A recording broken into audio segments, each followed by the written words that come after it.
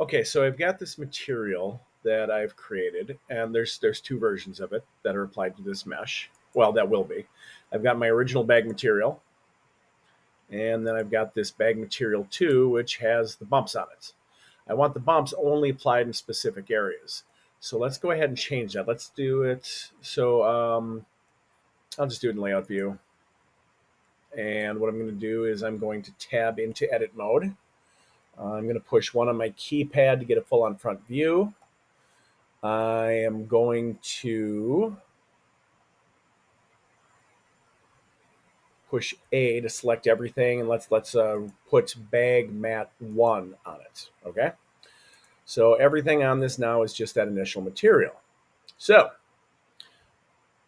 getting that front view, if I go ahead into X-ray mode, and if I box select the area that I want the bump material applied to, let's zoom in a little bit more and get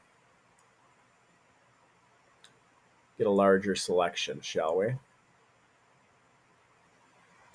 There we go. That's a little bit better. So now, if I go ahead and I apply bag material 2 to it, well, it didn't quite work. It applied it to everything.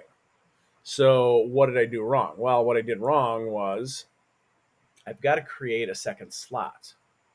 This object right now only has 1 slot for a material. So what I need to do is I need to create a second slot. When that slot is selected, I can go ahead and apply whatever material I choose to that second slot. Now with that done, and these faces selected, I can go ahead and I can assign this material, and it will assign to those faces and those faces only. So if I get out of X-ray mode and we go back into object mode, we will see that I have successfully applied that material here, and the rest of the bag maintained the original material.